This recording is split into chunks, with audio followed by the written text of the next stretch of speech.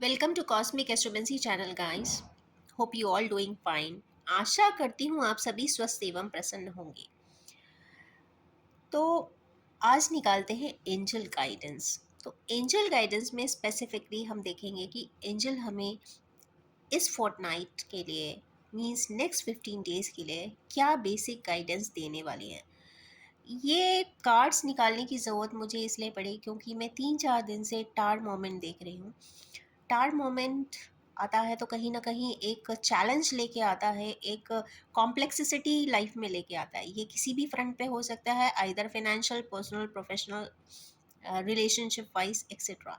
But the thing is just हमें angels क्या guidance देते हैं और उसके बेसिस पे एटलीस्ट हमको रेमेडी मिल सकता है कि हमें क्या देखना चाहिए, क्या स्टेप उठाना चाहिए सो दैट हमारे जितने भी अनइवन पाथवेज हैं या अनइवन टास्क हैं या अनइवन इवेंट्स है लाइफ में वो रिड्यूस हो जाए या फिर ख़त्म हो जाए या फिर हम उसे अच्छे से रिजॉल्व कर पाए।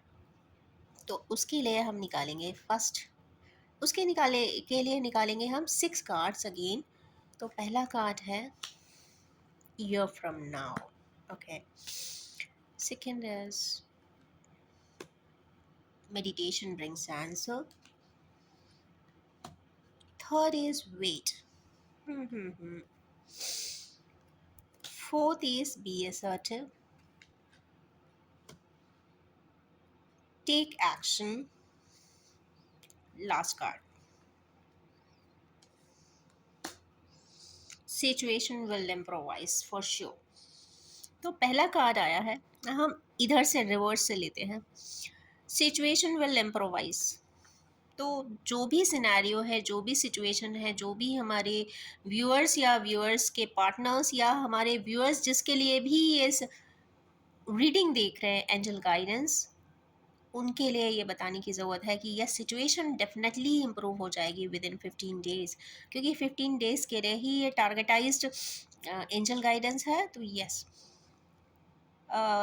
कहीं ना कहीं सिचुएशंस में डेवलपमेंट आने वाला है, ग्रोथ आने वाला है और कुछ ना कुछ major changes in aspects of life will take place around 17th January।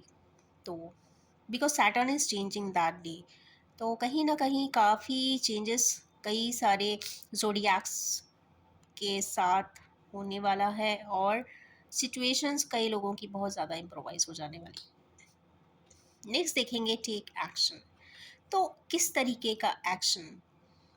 तो यहाँ पे आप जिन भी चीज़ों के लिए अभी तक सिर्फ सोचते रहे हैं कि मुझे करना है, मैं बाद में करूँगा, या हमने किसी चीज़ को प्रोक्रेस्टिनेट किया हुआ है, या हम बहुत सालों से कंफ्यूज हैं या डिलेमा में है या कई मंथ से हो सकता है।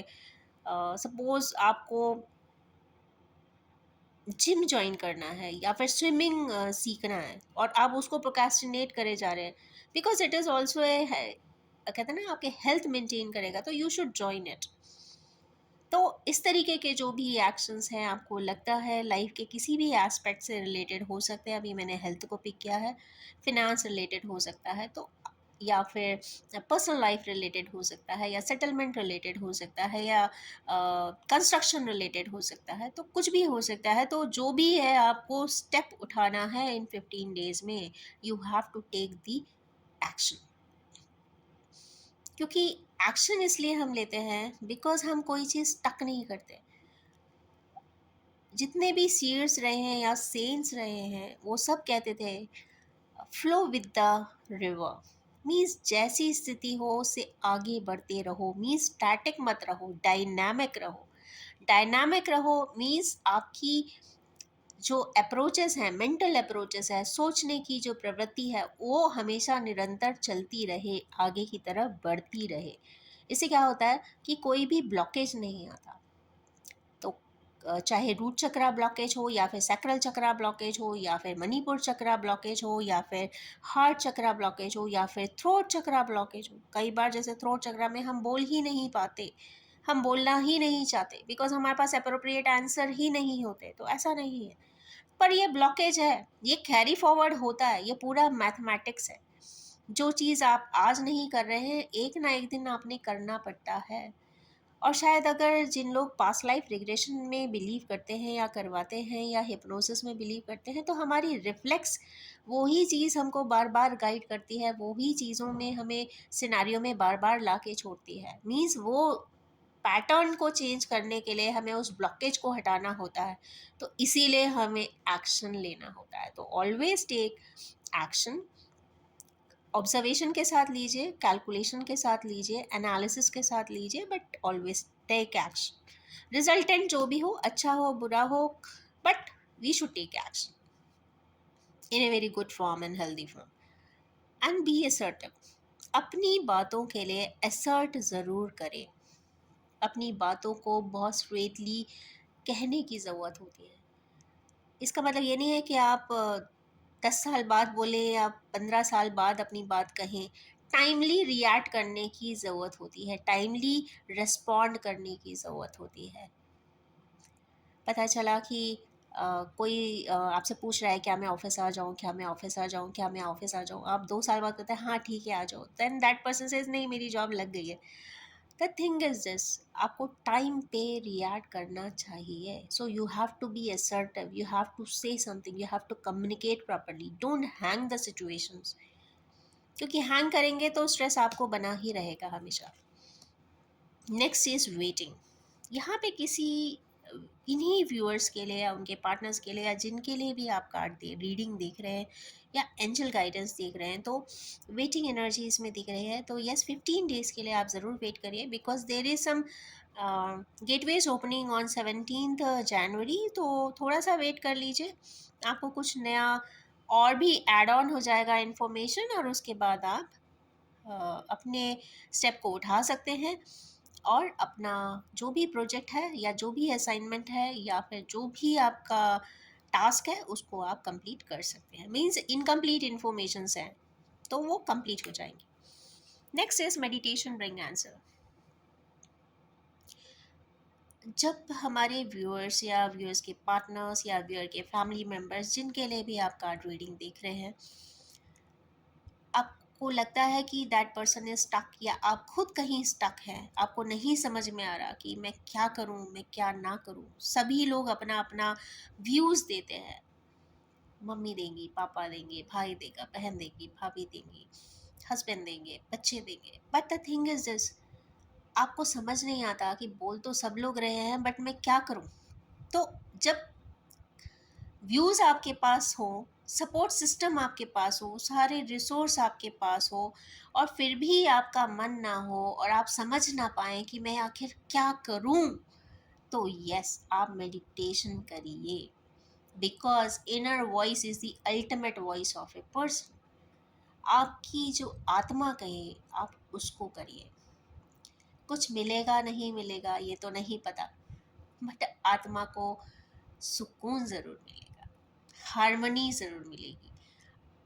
कहते हैं ना, सोलफुली हार्मोनाइज हो जाएंगे तो, और नींद बहुत अच्छी आएगी और डी स्ट्रेस हो जाएंगे। So yes, meditation can bring ultimate answers to a person. So do this practice every day.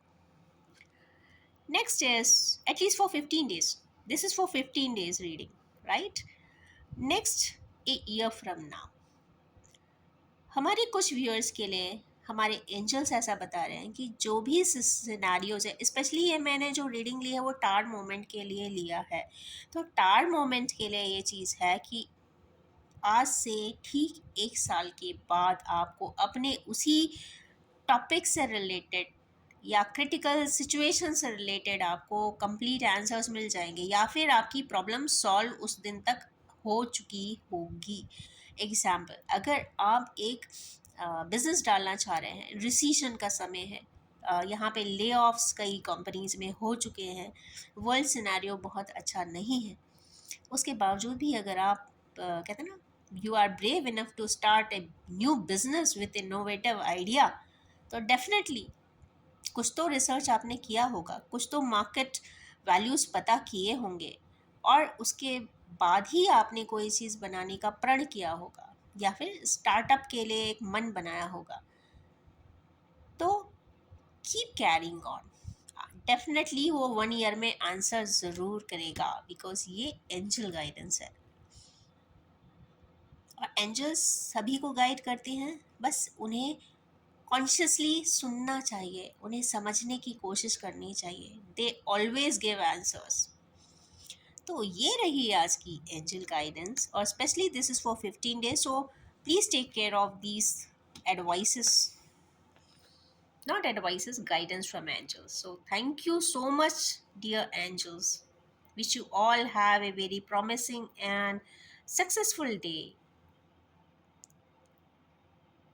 Yes, ये भी बताना चाहूँगी कि ये कलेक्टिव एंड टाइमलेस रीडिंग है, जब भी आपके सामने आएगी रेजोनेट ज़रूर करेगी। Take care.